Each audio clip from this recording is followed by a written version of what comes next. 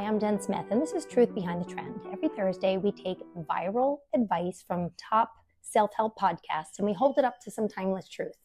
Not to cancel it, but to uncover what could be missing. Because sometimes the message sounds emotional, but it's built on a foundation that will never hold. If you love growth, healing, and purpose, but you're done chasing approval to get it, well, then this episode's for you. And if you ever felt stuck, I'm dropping daily God-filled nuggets on YouTube, Instagram, and TikTok at Launch Your Rocket. But let's dive into today's episode because I came across a viral clip. It was a big name podcast host sitting across from her grown daughter. And the daughter starts crying, thanking her mom for finally believing in her. And the mom tears up and says, if I could choose anyone in the world to be my daughter, I'd choose you. Cue the music, cue the comments, cue the tears, thousands of people saying things like, oh, this is the relationship I wish I had. And this healed something in me. This is what love looks like. And listen, I get it. It was sweet. It was emotional. It looked powerful. But here's what no one is saying. They weren't crying because they finally felt deep, unconditional love. They were crying because for the first time, they were proud of each other. Their love finally felt safe because it was now attached to success, to an outcome. This was not unconditional love. And I'm not saying they didn't love each other, but this is not unconditional love. This is conditional validation. That moment looked healing, but it actually revealed a wound that we don't talk enough about. So many of us are waiting to feel worthy, waiting to be seen until someone finally tells us that we are. The daughter didn't feel chosen until her mother saw her succeed, and the mother didn't speak those words until the daughter proved herself. And here's the truth behind the moment. We're being taught to tie our value to that I'm proud of you from the people who never said it, to keep proving and hoping and chasing love that keeps moving the finish line. And that's why it hit me so hard, because I've seen this cycle everywhere. The world teaches you to seek worth through approval. The world says, take your power back, prove them wrong, make them proud. But what that really means is your worth still depends on someone else's opinion. And that's a trap. If you only feel worthy when you're winning, you'll never feel safe when you're not.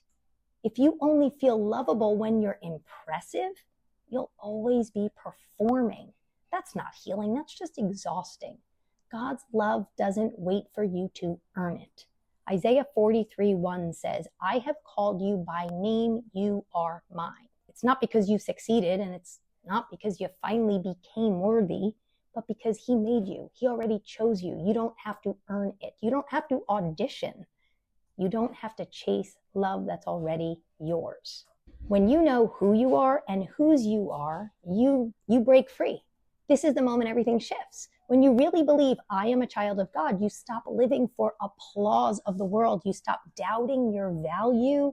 You stop chasing love, and you start living on purpose.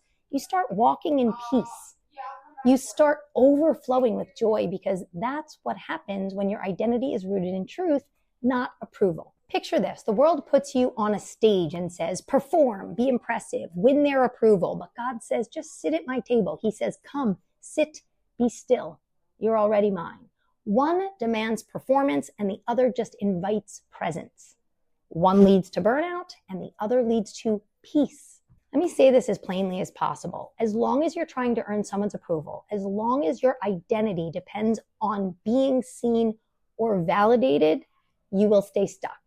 But when you let go of the world's expectation, when you stop living for their applause and you start living from God's love, which is given to you by grace, you don't earn it, you don't just feel better, you break free. You stop feeling stuck, anxious, and empty, and you start feeling inspired, ignited, and full of purpose. Because when you believe you're God's, you don't have to chase confidence, you just walk in it.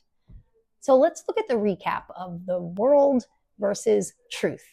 The world says, prove them wrong, become someone they're proud of.